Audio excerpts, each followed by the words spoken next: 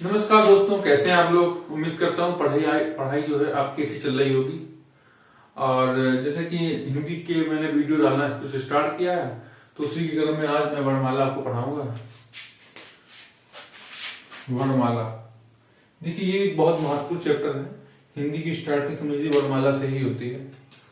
तो पहले मैं आपको बताता हूँ वर्ण क्या है। देखिए, हम लोगों को आपस में कम्युनिकेट होने के लिए कोई ना कोई भाषा की तो आवश्यकता होती है। और भाषा की सबसे छोटी इकाई होती है ध्वनि। इस ध्वनि को ही हम लोग वर्ण कहते हैं। ठीक है, सबसे छोटी इकाई क्या होगी? वर्ण। अब लेखन के आधार पर वर्ण क्या, लेखन के आधार पर और उच्चारण के आधार पर।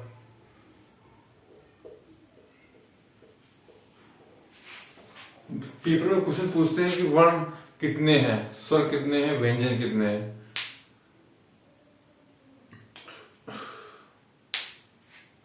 तो लेखन के आधार पर 52 वर्ण होते हैं और उच्चारण के आधार पर 45 में 10 स्वर होते हैं और 35 व्यंजन होते हैं। और लेखन में आ जाए, लेखन में 13 स्वर होते हैं, 35 व्यंजन होते हैं और 4 संयुक्त व्यंजन होते हैं। ठीक है, अब स्वर कौन कौन से होते हैं, व्यंजन कौन से होते हैं, जरा देख लेते हैं। और स्वर होता क्या, पहले आप समझ लीजिए। स्वर वो होता है जो स्वतंत्र रूप से हम लोग बोलते हैं। क्या होते हैं?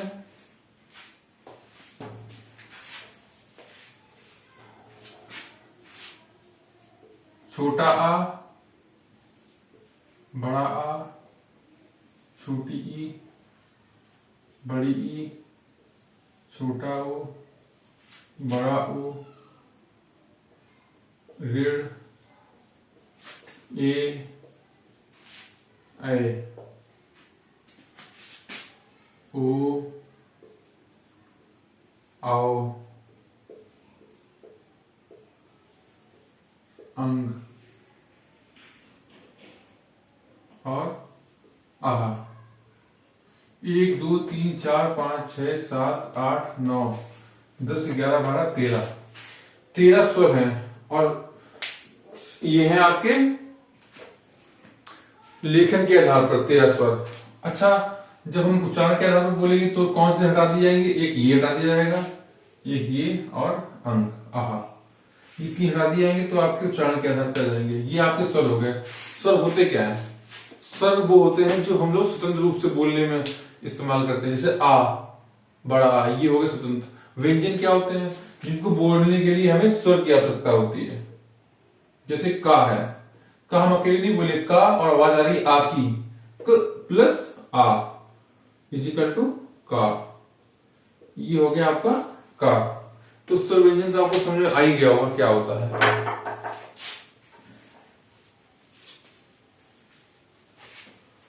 देखिए, बहुत आसानी से आपको मैं समझाऊंगा।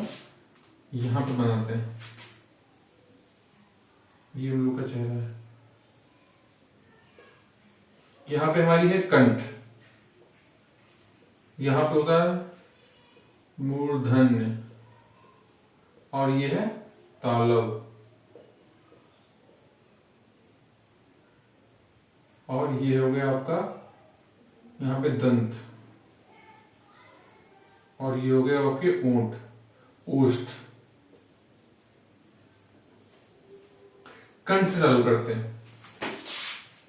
का वर्ण, का, खा, गा, घा और अड़ा। ये आपके कहां से निकलते हैं? कंठ से। ठीक है, उसके बाद चा, छा, जा, झा, इया, ये कहां से निकलते हैं? आपके मूर्धन्य से। देखिए, यहां से चलेंगे और यहां तक जाएंगे। देखिए, बिल्कुल मेरे साथ चलिए आप। चा छा जा झा या, ये हो गया। उसके बाद टा, टा ठा डा ढा टा ठा डा, सॉरी डा ढा और अड़ा। ये क्या हो गया आपके तालव्य। टा ठा डा ढा अड़ा, ये ताल यहाँ पे आपकी तालु होती है, यहां से आपकी आवाज निकल रही है। हर वर्ण बोलने पे आपकी जबान जो है तालु से लगती है, ठीक है। अब हो गया ता था, उसके बाद आ जाएंगे आपके दंत वाला ता, ता था दा धा और ना। ये कहां से निकलते हैं, तालव से, सॉरी हाँ तालव से, तालव तो हो गया सॉरी ये। अब ये दंत से ता था दा धा ना। देखो हर ये सब जो भी हम वर्ण बोलेंगे इसमें जबान जो है हमारी दांतों से लगती है। अब ये आ गया ओष्ठ वाला पा फा बा भा और मा।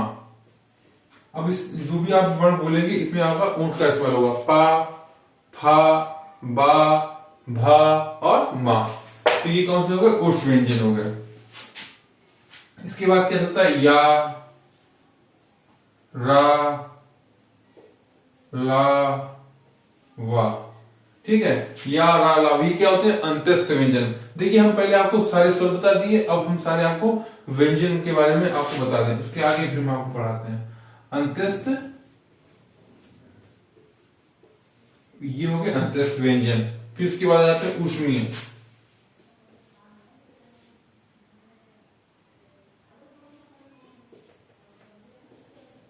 कौन कौन से, शा सा शा और ये हा, ये क्या हो गया आपके ऊष्मीय व्यंजन। उसके बाद अब आते हैं संयुक्त व्यंजन। संयुक्त व्यंजन क्या होते हैं,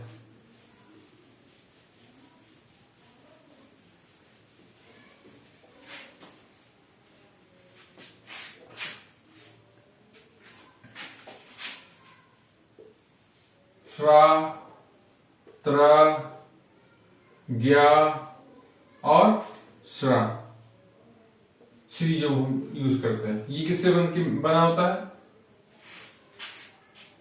ये बना होता है का और शा से, का और शा। त्रा किससे बना होता है, ता प्लस रा। जा किससे बना होता है, जा और या। और श्रा किससे बना होता है, शा और रा। तो सारे व्यंजन तो क्लियर हो गए। ये हो गया आपके संयुक्त व्यंजन, ठीक है। इसको मिटा देते हैं।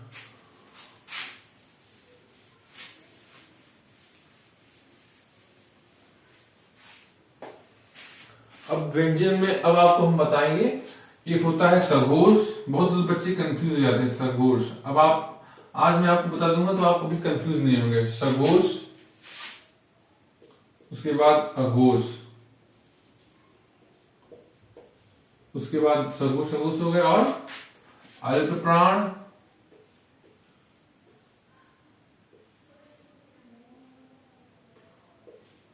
और महाप्राण। सघोष क्या होते हैं, सघोष और अघोष। सघोष क्या होता है, जिसमें हमें बोलने पे कंपन होता है वो क्या होते हैं, सघोष। और जिन पे बोलने पे कंपन नहीं होता है वो होते हैं अघोष। आ मतलब से, आ मतलब हो गया कंपन नहीं। तो कंपन किसमें होता है, देखो एक बार फिर से हम लिख देते हैं। का खा गा घा और अड़ा, इसी के नीचे चलते रहेगा, आप समझ लीजिए। का सघोष, देखिए कंपन किसमें होगा, अघोष।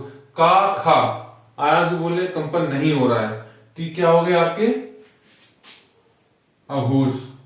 और कंपन वाले जिसमें कंपन होता है गा घा घा, इसमें कंपन हो रहा है यहां से, तो ये क्या हो गया आपके सघोष।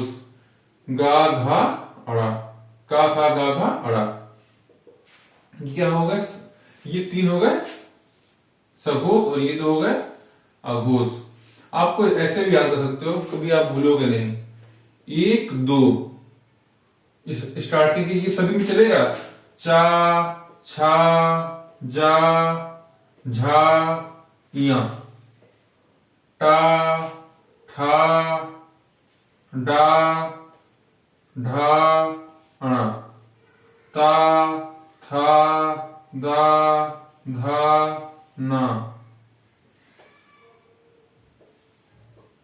पा फा बा भा और मा। देखिए ये 1 से 2 ये क्या हो गया आपके अघोष। और ये ये लाइन 1 ये 3 4 5 ये क्या हो गया आपके अघोष, सॉरी ये हो गया आपके सघोष और ये हो गए अघोष। इसमें कंपन नहीं होता है, तो यानी 1 2 वाले क्या हो गए कंपन नहीं है तो अघोष।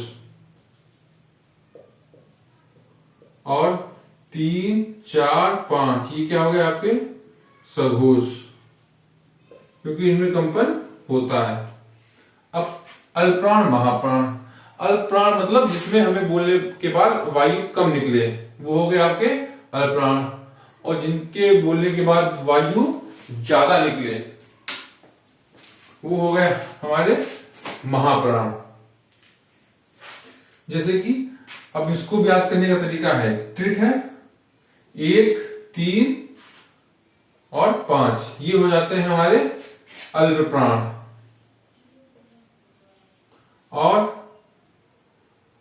2 और 4 ये हो गए हमारे महाप्राण।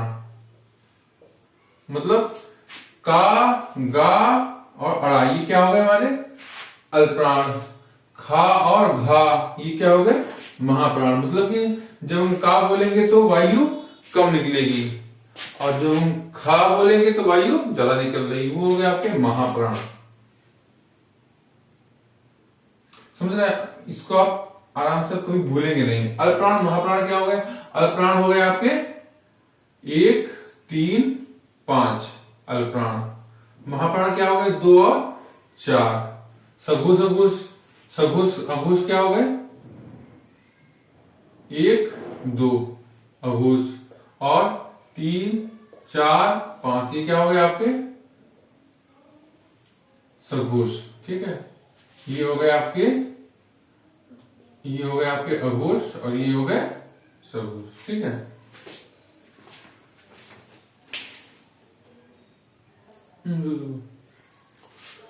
अब हम आपको पढ़ा रहे हैं हर्ष स्वर।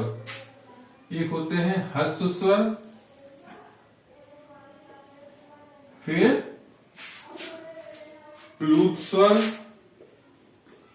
देखिए हमें कुछ हर तरफ से चाहता हूं कि मतलब कि जो भी एग्जाम में आए आपके ऑब्जेक्टिव छूटे ना, तो इस सेक्शन से भी क्वेश्चन आते हैं। हर्ष स्वर क्या होता है, प्लूत स्वर, और एक और होता है हर्ष स्वर, एक ये हो गया बीच में छूट गया दीर्घ स्वर, दीर्घ स्वर। तो जिस स्वर में उच्चारण में सिर्फ एक मात्रा का समय लगता है वो हर्ष स्वर होते हैं। एक मात्रा का समय लगता है, क्या, छोटा आ छोटी ई छोटा ऊ, छोटा आ छोटी ई छोटा ऊ, ये क्या हो गए हमारे हर्ष स्वर हो गए। अगर एग्जाम में पूछा कि हर्ष स्वर क्या होते हैं, ऑप्शन दिया होगा उसमें आपको ये टिक करना है, छोटा छोटी छोटा ऊ। अब आ जाते हैं दीर्घ स्वर। दीर्घ स्वर वो होते हैं जिनको उच्चारण में 2 मात्राओं का समय लगता है। जैसे यहां पे दीर्घ यहां पे लेते हैं, बड़ा आ और बड़ी ई, बड़ा आ बड़ी ई, बड़ा ऊ, ए ओ और आओ, ये हो गए हमारे दीर्घ स्वर। अब मतलब कि एक प्लूत स्वर क्या होगा, दीर्घ स्वर से भी ज्यादा समय लगता है, वो हमारे हो जाते हैं प्लूत स्वर। क्या, रा और मा। तो ये हो गए आपके प्लूत स्वर। ठीक है, तो एक तो ये हमने आपको याद करा दिया। अब आपको हम अब ओठों की स्थिति के आधार पर दो तरीके के वर्ण होते हैं, एक आवृतमुखी और एक वृत्तमुखी। आवृतमुखी वो जो हम बोलते हैं और हमारा मुंह जो है वृत्त के समान नहीं होता है, तो उसे क्या कहते हैं? आवृतमुखी। आवृतमुखी। ठीक है, और दूसरे होते हैं वृत्तमुखी। वृत्तमुखी पहले बता देते हैं आपको, वो सिंपल है, आप समझ जाएंगे। वृत्तमुखी मतलब बोलने के बाद हमारा मुंह वृत्त के समान हो जाए। क्या होगा वो बताएं हम, अगर हम बोलेंगे तो छोटा ऊ, बड़ा ऊ, ओ, औ। यह मतलब कि ओ, छोटा ऊ, बड़ा ऊ और ओ और औ। ये क्या हो गए हमारे वृत्तमुखी।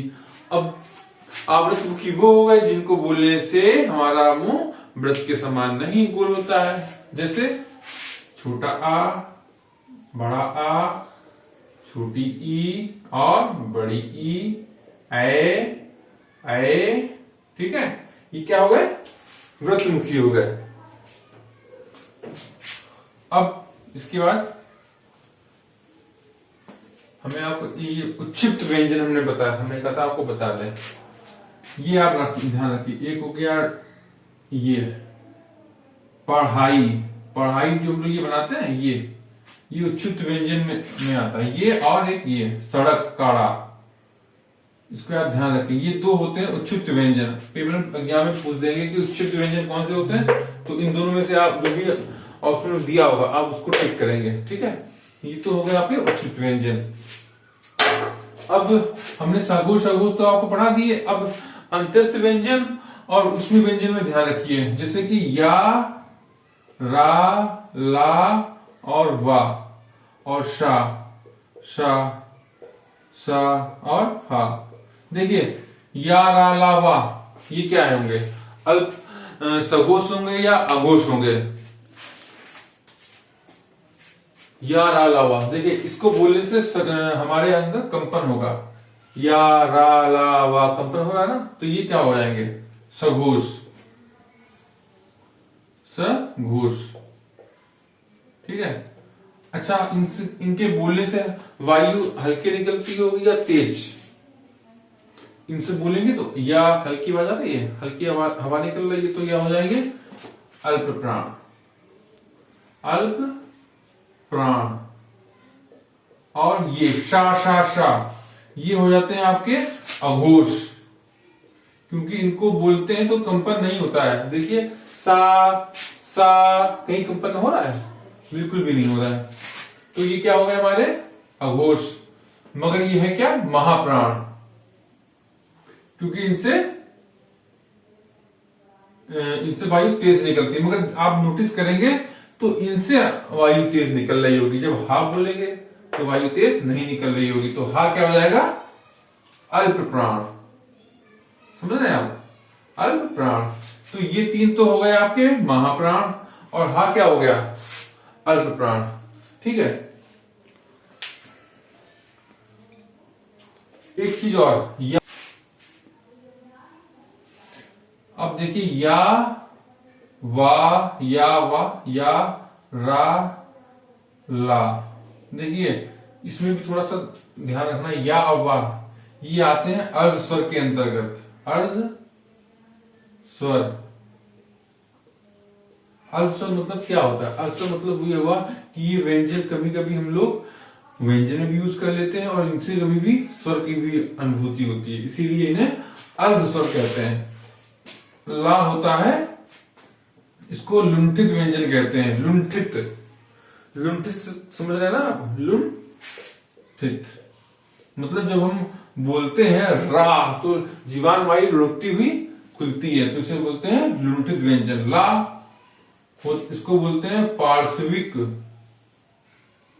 व्यंजन। पार्श्विक मतलब कि हमारे जब बोलते हैं ला तो आप ध्यान देखेंगे तो जीवान की दोनों साइड से वायु निकलती है।